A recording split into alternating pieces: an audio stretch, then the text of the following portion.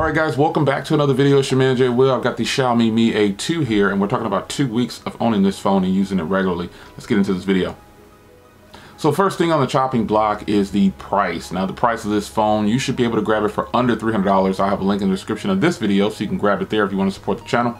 But do your research and find the best price for this phone. The 4 gig variants are definitely going for well below $300, but there is a 6 gig version as well with 128 gigs of storage. That might be close to $300 or a little bit over, but when you consider this is actually fantastic. So these phones don't have SD card slots, but that's not a deal breaker for me. But nonetheless, the price of this phone is totally worth it when you ask me. Next, let's talk about the hardware of the device. The hardware on this phone is actually really good. Now you're getting a 6-inch display.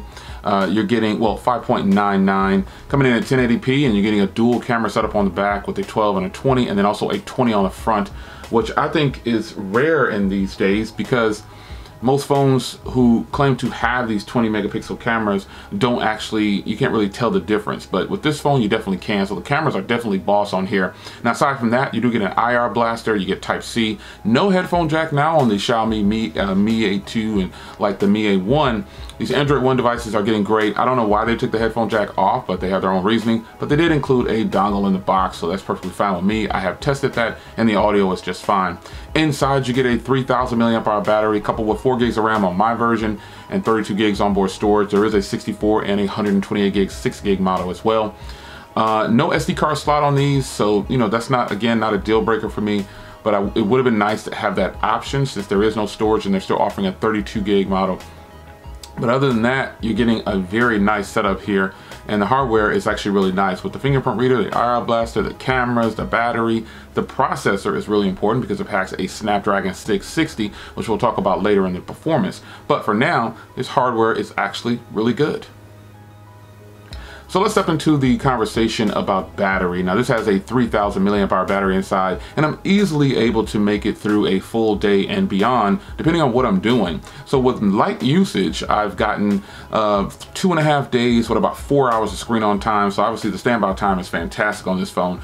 But in my regular usage, I'm getting between 5.5 and 7 hours of screen on time, which is from a full day's use. I'm talking 24 hours or more on a single charge, and you should be able to glide through 24 hours on this phone with moderate to heavy. I fall into the heavier usage side, so I'm getting just at about consistently little over 24 hours on a charge, but I'm getting great battery life with that. So battery life on this thing should be stellar for anyone, especially a light user. You'll get tons of standby time, I mean days with this phone if you don't pick it up and do heavy usage with it. So look to get between 4 hours to 8 hours depending on what you're doing of screen on time. Now performance on this phone is going to be stable. It runs Android 8.1.0 right out of the box. And if you don't get one with that, it'll probably update right away, but I don't think this one ships with anything less. But mine came with 8.1.0, which is great. It's a stock Android experience, so I should be getting updates directly from Google because this is an Android One device. And the experience on here, coupled with the Snapdragon 660 and the 4 gigs of RAM, is absolutely great. I don't experience any kind of lag at all, and anyone who has this phone, I really appreciate if you shout out in the comments what your experience is with this device, because some people feel like you have to have a Snapdragon 845 or 835, the 800 series period, to get some great performance. But I tend to disagree with that because I have phones that have the Snapdragon 835, 845. They're here and I don't see much difference. As a matter of fact, I've probably been catching more heat with those than this phone. This phone performs very well under pressure in my usage, and the software itself is just buttery smooth. I don't have any complaints at this point.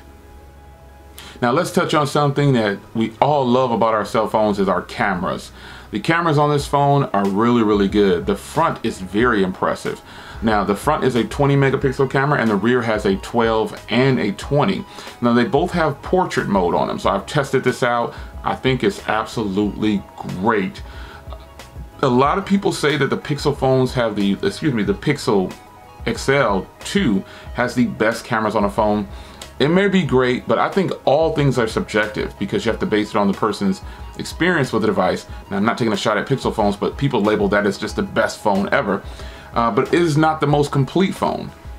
The only thing I hear people saying that's great about that phone are the cameras. And so you need more than that. So with a phone like this, you're getting fantastic cameras, front and rear, Audio recording for video is absolutely stellar. So if you're a person that takes a lot of photos, I think you'll enjoy this phone. Now, while I do have phones that I think are a little bit better, this phone, for what it is and the complete package that it's offering, the cameras are on point. I'm telling you, the portrait mode, if you like taking portrait modes, which is basically the bokeh effect, you can do that without an application digitizing it for making a digital version to turn it into a portrait mode. You can just do that in manual mode if you have a phone that does not have that. However, these phones now are coming with the portrait mode option, so they make it super easy for you, and they do the work for you. Now, aside from portrait mode, footage is fantastic. Like I said, I've shot entire videos with this phone, and I didn't say that I did, and people love the footage, and they had no idea it was this phone. So, it's your man Jay Will with that. Check that box. I got you. So overall, folks, I mean, I'm going to tell you that the Xiaomi Mi A2 is a great grab, not because of an affiliate link, not because I buy a lot of Xiaomi phones, not because I'm biased to Xiaomi. I'm telling you the best value right now, the phone you just can't touch. In the US, you have to get this from outside of the US technically. Now you can grab it on eBay, Amazon, you can grab it in all these different places, but the point I'm making is it's not officially sold in the US as a device that's marketed in the US. And if this were to happen, I've said it a million times, I'm gonna say it again, phones like this hit the carriers. If Xiaomi gets a US release for their phones, other carriers are all the OEMs are gonna be in trouble. This is a premium product, from the build quality to the performance to the cameras to the battery. Everything. Yes, it lacks a headphone jack, but I think it makes up for it for everything else, because some phones now don't have an IR blaster, which used to come on a lot of phones released in the US. Not anymore. So this is somewhat of a complete package. It really could be labeled that way, in my personal opinion. For those that don't have it, shh, you really can't say how good it is, because in most cases I have your phone and I have this phone, and I'm telling you, in my experience, I probably like this phone better for a number of reasons. Mainly the price. For everything that I'm getting in this price range, how do I say this? Mid-range, quote unquote, mid-range phones are far ahead and perform better in most cases than so-called flagships. So mini review for the Xiaomi Mi A2. I'll see you guys in the next video. Take care.